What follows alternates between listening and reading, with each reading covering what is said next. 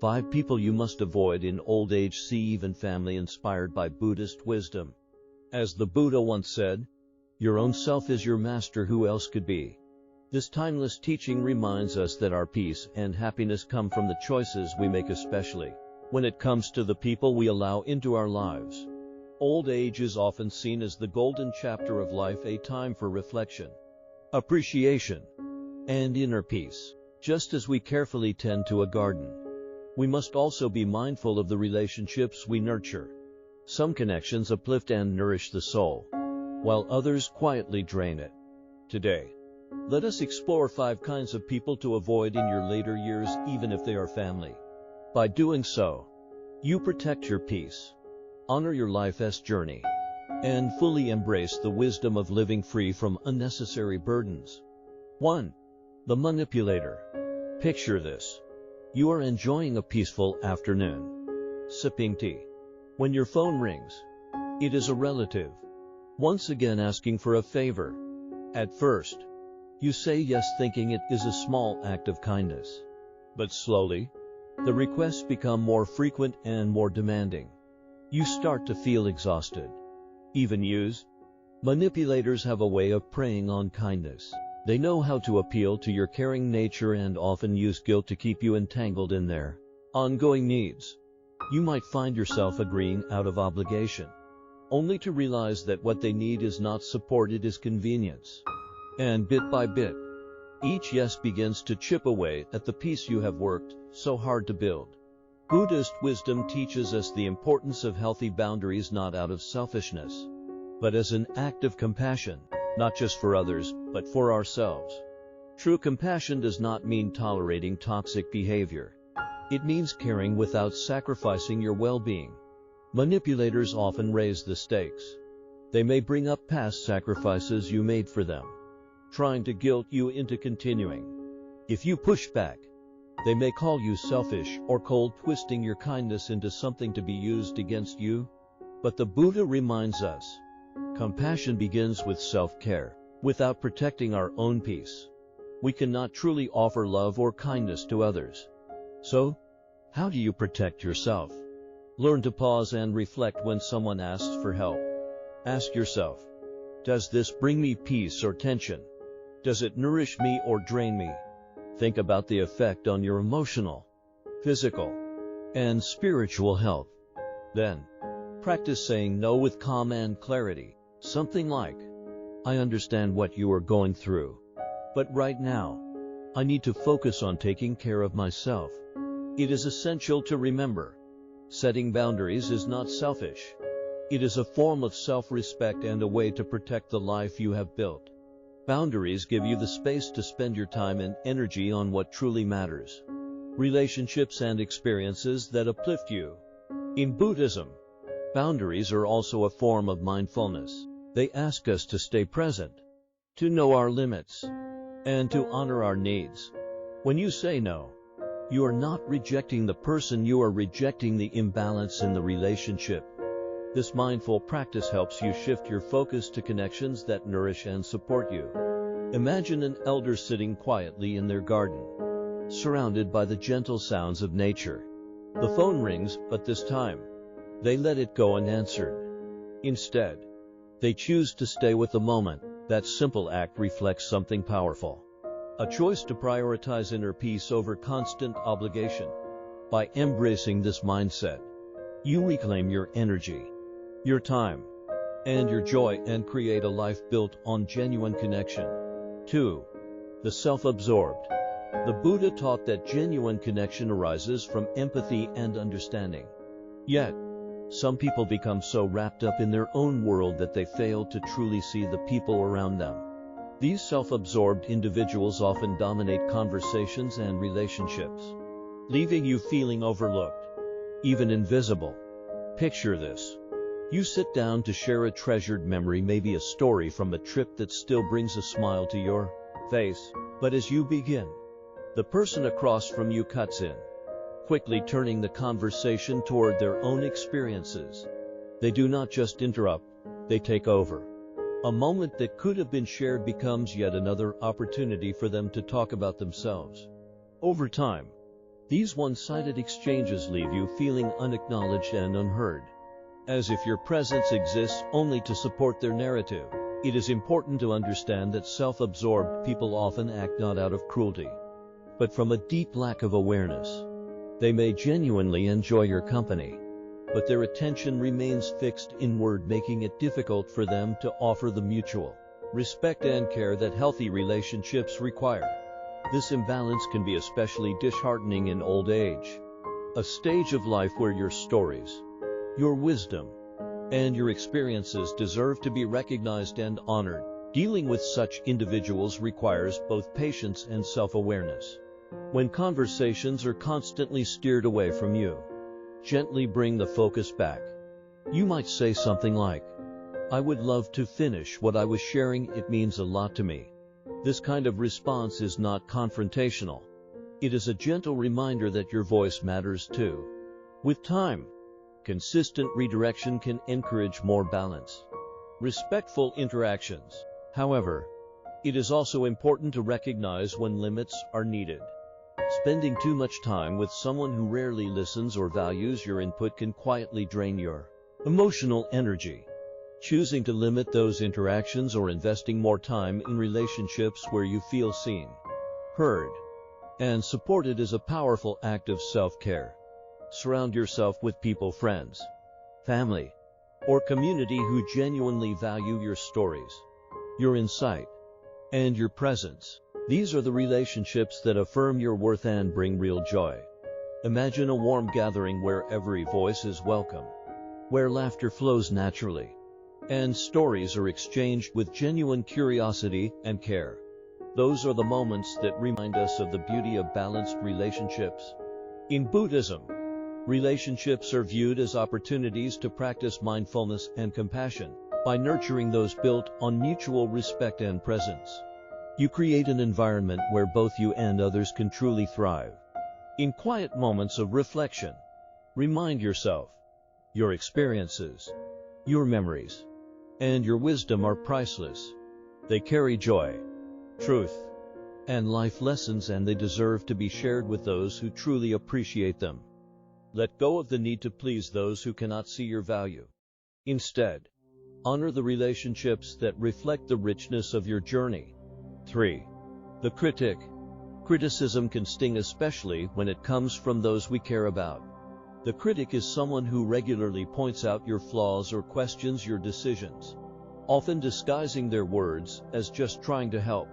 But over time, these remarks can quietly chip away at your confidence and sense of self-worth. It often starts subtly, wrapped in concern or advice.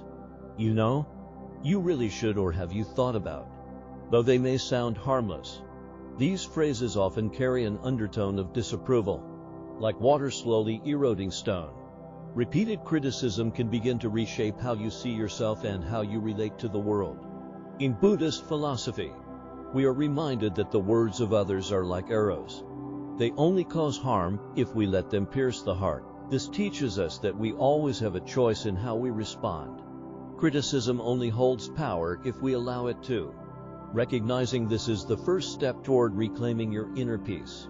When facing a critic, it is helpful to reflect on the intention behind their words. Are they genuinely trying to help, or are they projecting their own fears, insecurities, or frustrations? Many habitual critics use criticism as a defense mechanism. By focusing on others' flaws, they avoid confronting their own. Understanding this can help you respond with calm and empathy rather than hurt or defensiveness. Responding with clarity and confidence is a form of mindfulness. Instead of internalizing their words, gently affirm your own choices. You might say, "I appreciate your perspective, but I am content with how I have chosen to live my life." This kind of response is not aggressive, it is clear and self-respecting. It sets a boundary without hostility, and sends a quiet message that their judgment does not define you. In some cases, though, distance may be necessary. If a relationship is filled with constant negativity or judgment, Limiting your exposure is a powerful act of self-care. Surround yourself with people who recognize your strengths, support your growth, and encourage your journey. This kind of support helps you rebuild the joy and confidence that criticism may have worn down. Picture a peaceful moment in your garden, sunlight filtering through the leaves as you tend to your plants. A neighbor's critical remark drifts your way, but instead of reacting, you smile softly and return to your task. That simple act reflects resilience, a quiet strength that comes from within. It is a reminder that your peace is your responsibility and your right. By embracing this mindset, you honor the life you have built. Your worth is not determined by anyone else's opinion, and your happiness does not depend on their approval. When you choose to focus on what uplifts and inspires you, you create space for your true self to flourish. 4. The irresponsible. The irresponsible person often depends on others to handle their problems. They may come to you for financial or emotional support, frequently making promises to change, but rarely following through. Their behavior disrupts the peace you have worked so hard to nurture. At first, their requests may seem reasonable. A small loan for an unexpected expense, a listening ear during a difficult time, or help coping with a temporary setback. You willingly offer your support, believing your kindness will make a difference. However, over time, a pattern emerges. The requests become more frequent, and promises of change or repayment grow hollow. The weight of their irresponsibility shifts onto your shoulders, leaving you emotionally and sometimes financially drained. In Buddhism, the concept of karma teaches that each person is responsible for the consequences of their actions. By constantly rescuing someone from the results of their choices, you unintentionally interfere with their karmic path. They lose the opportunity to learn, grow, and develop the resilience needed to face life as challenges. True compassion requires balance. It is not an endless well of sacrifice, but a mindful act of support that respects both yourself and the other person. Acknowledging your limits is the first step toward addressing irresponsible behavior. Remember, you are not obligated to solve problems that are not yours to carry. Practicing compassionate detachment allows you to care for others without becoming entangled in their chaos. For example, you might say, "I care about you, but I am not in a position to solve this for you." Perhaps you could explore other options. This response shows empathy while establishing a boundary that protects your well-being. Shifting from fixing to guiding is another way to handle relationships with irresponsible individuals. Instead of stepping in to solve their problems, offer advice or resources that empower them to take responsibility. For instance, if someone frequently asks for financial help, suggest they speak with a financial counselor or create a budget. By encouraging them to find their own solutions, you foster their growth while preserving your peace. Imagine an elder lighting incense at a home altar, a quiet moment of reflection and prayer. This symbolizes the practice of detachment and balance, a reminder to let go of burdens that are not yours to bear. By prioritizing your inner harmony, you create space for joy and fulfillment in your golden years. As you navigate these relationships, remember that letting go of the need to rescue others is not cruelty, it is honoring your worth and the value of your time. Your later years are a time for exploration, self-care, and meaningful connections, not carrying the weight of others' choices. By setting clear boundaries and focusing on your needs, you empower both yourself and those around you to truly thrive. 5. The ungrateful. There is deep joy in giving, but nothing feels heavier than ingratitude. The ungrateful person takes your kindness for granted, leaving you feeling unappreciated and disheartened. Over time, the weight of these interactions becomes more than just emotionally draining. It starts to diminish the joy you once found in acts of kindness. Imagine preparing a meal with love, only to be met with complaints about the effort, or offering support during someone's hardship, but receiving silence when your own needs arise. Buddhist teachings remind us of the importance of giving without attachment to the outcome. True generosity comes from the heart, not from a desire for acknowledgement or repayment. Yet, it is equally important to recognize when your energy and resources are being taken for granted. Kindness is a precious gift, and like all valuable things, it deserves respect. When the joy of giving fades, it is often a sign that the balance in the relationship has shifted. Reassessing such one-sided dynamics is essential. Are these relationships built on mutual respect or just expectation? Ask yourself if the person truly values your efforts, or if they see your generosity as something owed. In many cases, the ungrateful do not intentionally take advantage, but operate from a place of entitlement. Unaware of the impact of their behavior, understanding this can help guide your actions, whether that means addressing the imbalance or redirecting your kindness elsewhere. Focusing your energy on those who genuinely value it can be deeply fulfilling. Consider giving to causes or individuals who truly appreciate and cherish your efforts. Volunteer work, for example, can be a wonderful way to experience the gratitude that comes from meaningful contributions. Picture an elder at a community center, sharing stories with children, or helping organize meals. The warmth of shared smiles and heartfelt thanks can renew your spirit, reminding you of the joy of giving. It is also important to reflect on why you give. Acts of generosity should bring you peace and fulfillment, not resentment or exhaustion. By focusing on the positive feelings thoughtful giving inspires, you nurture a sense of purpose and connection that goes beyond others' immediate responses. Let go of the need to please those who cannot see your worth, and instead celebrate relationships that uplift and inspire you. Imagine a life where your acts of kindness are met with genuine gratitude, where the people you help truly value your contributions. This vision is not a distant dream, but a reality you can create. By choosing wisely where to invest your energy, your golden years should be a time of peace, reflection, and joy, not frustration or unmet expectations. By prioritizing your well-being and focusing on meaningful connections, you preserve the beauty of giving, while protecting your heart from the sting of ingratitude. As we journey through life, especially in our later years, protecting our peace becomes essential.